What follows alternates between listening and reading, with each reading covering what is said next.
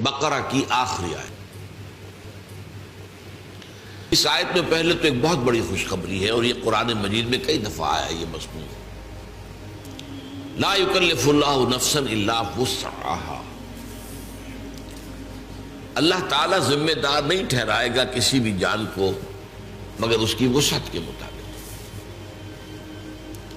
یعنی اللہ تعالیٰ کے ہاں سب کا حساب برابر نہیں ہوگا، حساب ہوگا اس صلاحیت، اس قدرت، اس طاقت کے حساب سے جو اللہ نے اسے دی ہے۔ اگر کسی کی وسعت کم ہے محاسبہ بھی ہلکا ہوگا، اگر وسعت زیادہ ہے، صلاحیت زیادہ ہے، ذہانت زیادہ ہے، جسمانی قدرت زیادہ ہے، قوت زیادہ ہے، تو اتنا ہی سخت حساب ہوگی۔ یہ بہت بڑی خوشخبری ہے۔ یعنی وہ جو دنیا کا قانون ہوتا ہے وہ یہ نہیں دیکھتا، اس نے چوری کی ہے سزا ملے گی، اب کس حال میں چوری کی ہے، کیا کیا ہے، کیا مجبوری تھی، دنیا کا قانون نہیں دیکھ سکتا اس کو۔ اللہ کا معاملہ یہ نہیں، ہر شخص کو جو بھی اس کے اندر وسعت ہے اور وہ اللہ جانتا۔ کسی شخص میں صرف 20 سیر بوجھ اٹھانے کی اللہ نے قوت رکھی تھی، اس نے 15 سیر بھی اٹھا لیا تو اللہ کامیاب قرار دے دے گا، اور جس میں من بھر کی صلاحیت رکھی تھی اس نے 20 سیر بھی اٹھا لیا تو ناکام ہو گیا۔ تو گویا کہ یہاں کوئی فلیٹ ریٹ نہیں ہے، لا یکلف اللہ نفسا الا وسعہا، کوئی جان بھی ذمہ دار نہیں ٹھہرائی جائے گی، مکلف نہیں ٹھہرائی جائے گی مگر اس کی وسعت کے مطابق۔ البتہ یہاں ایک شیطانی وسوسہ آتا ہے،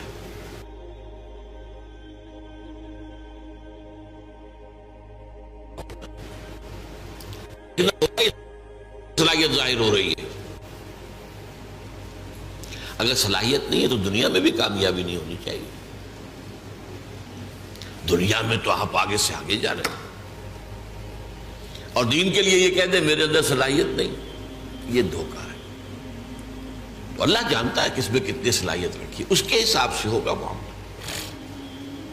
اپنی امکانی حد تک آدمی کر گزرے بس، اللہ تعالیٰ کے اللہ کو معلوم ہے حساب کتنا ہے، کتنا لینا ہے، کیا ہم نے دیا تھا، کتنی قوت، کتنی ذہانت، کتنی صلاحیت کتنی ہم نے دی تھی۔ لیکن اس شیطان کے دھوکے نہیں آنا چاہیے، بلکہ یہ دیکھا جائے گا اگر آپ دنیا میں کامیاب ہیں، آپ کی تجارت جو ہے پروان چڑھ رہی ہے، پھل پھول رہی ہے، یا اور آپ اپنے پیشے کے اندر ترقی کر رہے ہیں دن بدن، تو ظاہر بات ہے کہ صلاحیت ہے۔ اب اپنے آپ کو مری ٹھہرا دینا یہ کہہ کر کہ میرے اندر تو صلاحیت نہیں ہے، یہ غلط ہے، یہ دھوکہ ہے، یہ نفس کا دھوکہ ہے، شیطان کا دھوکہ ہے۔ تاہم قاعدہ اپنی جگہ یہی ہے، لا یکلف اللہ نفسا الا وسعہا، لہا ما کسبت وعلیہا ما اکتسبت۔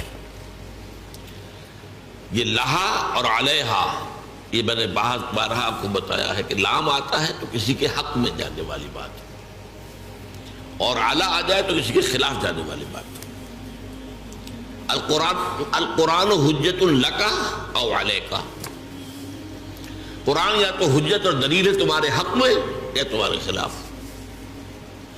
اس پر چلو گے، اس پر عمل کرو گے تو وہ تمہارے حق میں گواہی دینے والا ہوگا، اللہ سے سفارش کرے گا تمہاری، اور اگر تم اس کے خلاف چلو گے تو وہ حجت بن جائے گا، دیکھو یہ ہم نے بتا دیا تھا کہ نہیں تمہیں، اب وہ تمہارے خلاف دلیل بن جائے گا۔ القرآن حجت لک او علیک، یہی بات یہاں فرمائی، لہا ما کسبت وعلیہا ما اکتسبت، ہر نفس کے لیے، ہر جان کے لیے ہے وہی کچھ جو اس نے کمائی کی ہے، اور اسی پر وبال آئے گا اس کا جس کی کہ اس نے گناہ کی کمائی کی۔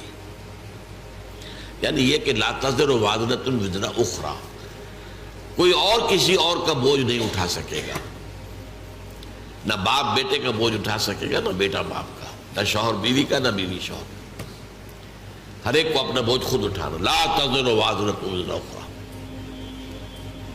تو لا یکلف اللہ نفسا الا وسعہا لہا ما کسبت وعلیہا ما اکتسبت۔ اب اس کے بعد ایک دعا تلقین کی گئی ہے، ربنا لا تؤاخذنا ان نسینا او اخطانا، اے رب ہمارا مواخذہ مت کیجو اس پر اگر ہم بھول جائیں یا خطا ہو جائے۔ خطا کسے کہتے ہیں؟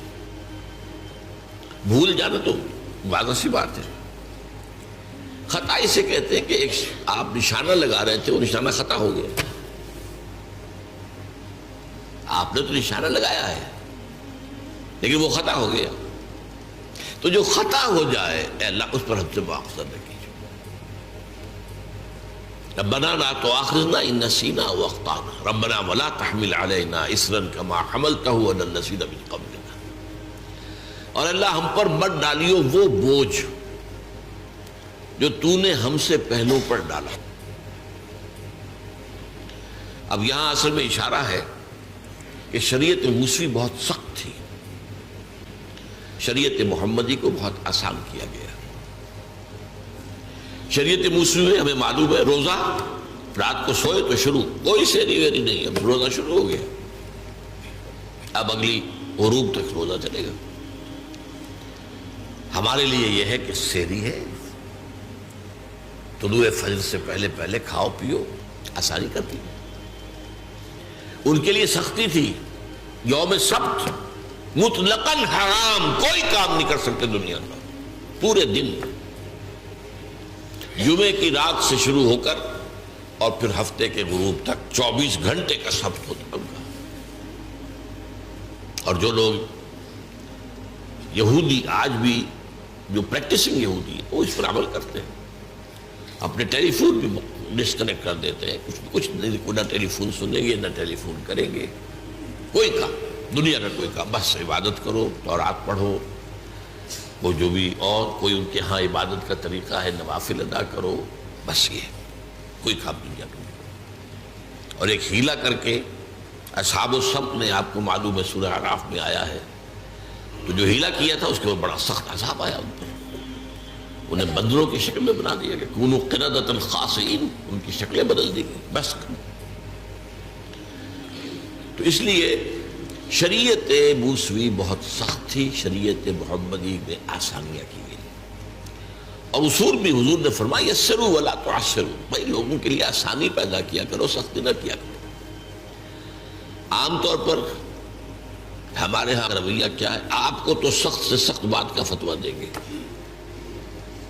اور خود انہیں معلوم ہے کتاب الحیل کس طرح ہیلے سے بچا جا سکتا ہے، خود ہیلوں پر عمل کریں، یہ عام ہے۔